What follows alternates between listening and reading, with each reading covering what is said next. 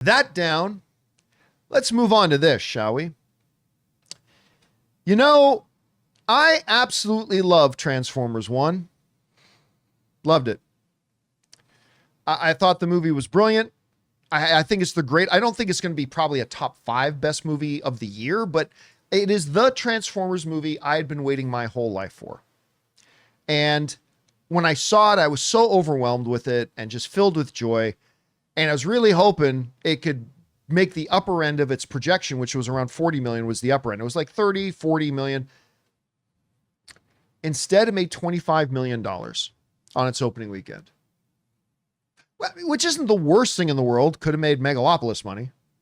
And it was a $70 million film, $75 million film. But still, that's not the opening weekend box office they were hoping for. And I remember when that happened, I said, well, we can at least keep our fingers crossed that maybe what happened with Elemental, because remember, Elemental didn't have a good opening weekend, but then word of mouth started getting out that this movie's really good. And then the box office just had legs, ultimately ended up making almost $500 million. It's a really great success story, Elemental, and it's a great movie. Couldn't have happened to a nicer movie. Watch it if you haven't yet. So I'm like, maybe the same thing can happen for Transformers? Survey says no, Bob. No. Because Transformers 1 on its second weekend took a 62% drop. That's tentpole like drop levels. Yeah, that's if you made $100 million. Yeah. You take a 62% drop because everybody's already seen it. Nobody saw Transformers.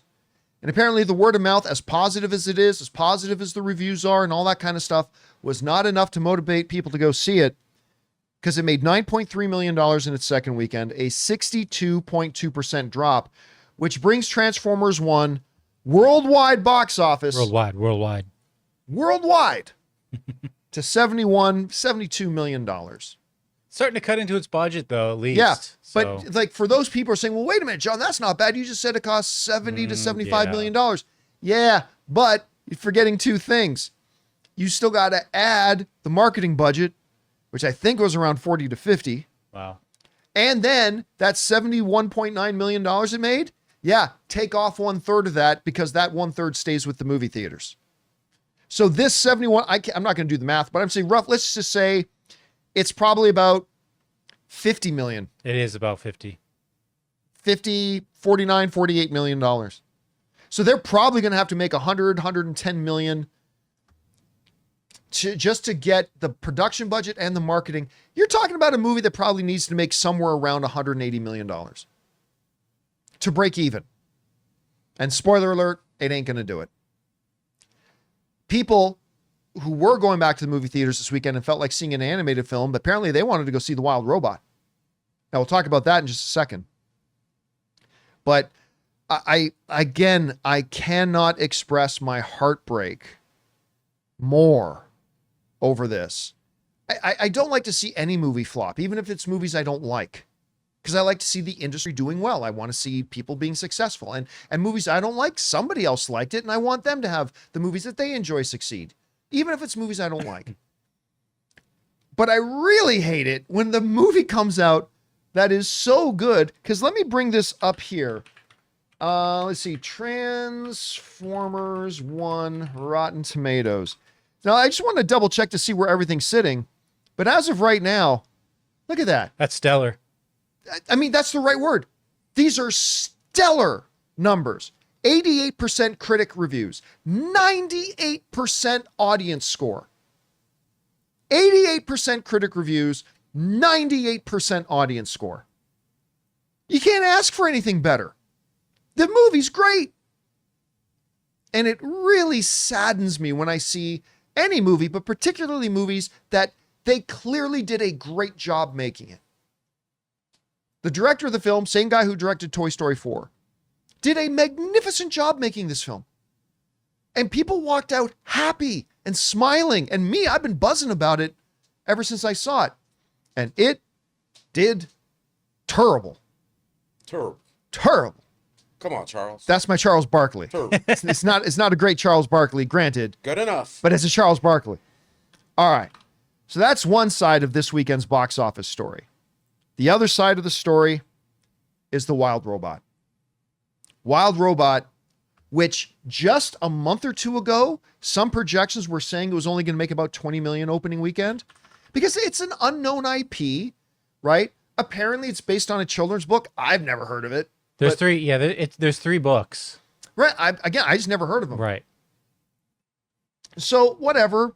I thought 20 million will be fine if it did. It almost doubled those initial projections. Movie ended up making $35 million on its opening weekend. A movie that was not expected to do that well.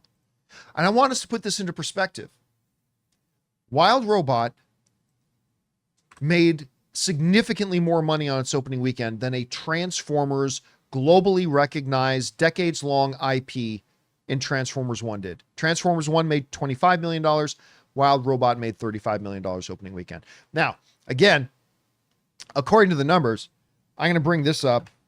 Wild Robot Rotten Tomatoes, because the numbers on Wild Robot are also stellar. 98% critic reviews, 98% audience reviews. Wow. Man, I've heard some people. I rarely see that hot logo. Yeah, I mean hot. that's just crazy. There are some people in movie circles who literally think this is the greatest animated movie ever made. Wow. Ooh. The art just looks beautiful. I mean, look, we've all been in love with it. Again, I still haven't seen it. Mm-hmm. And I'm not going to see it tonight because I'm going to see Joker. And I'm not going to see it tomorrow night because I'm going to go see Hans Zimmer in concert. So I'm hoping Wednesday I'm going to get it. Couldn't see it this weekend because Ann didn't want me to see it without her and she was off on a trip. So hopefully Wednesday I'll finally get to see Wild Robot. But I mean, there are a couple of people. First of all, everybody I've talked to who's seen it is losing their minds for it. They're saying, race is over. Give best animated film of the year to this thing. It's done. It's in my best Vince Carter. It's over. It's over. It's over. They're saying it's done. Just give this thing the Academy Award right now. 98% critic, 98% audience rating. And everybody I'm talking to who's seen it gushes about this film.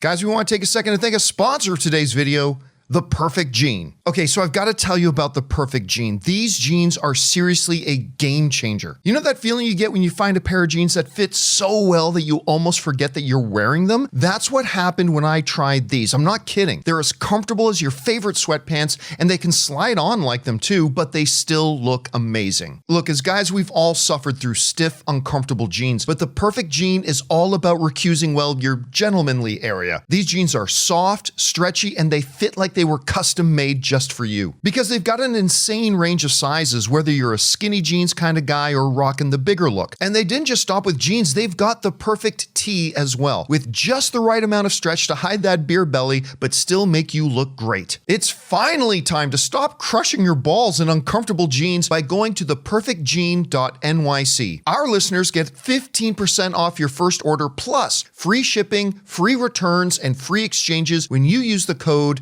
Campea15 at checkout. That's 15% off for new customers at theperfectjean.nyc with the promo code Campea15. After you purchase, they'll ask you where you heard about them. Please support our show by telling them that we sent you. F your khakis and get The Perfect Jean. And I just want to point out, listen, if you're an animation fan, this is a great week. Because you've got 2 great animated films out there right now. You got Transformers 1, you got The Wild Robot. And there's even a few handfuls of theaters across the states that still is playing Inside Out 2. So, hey, Crazy, I know. You want a triple header of some great animation? There you go.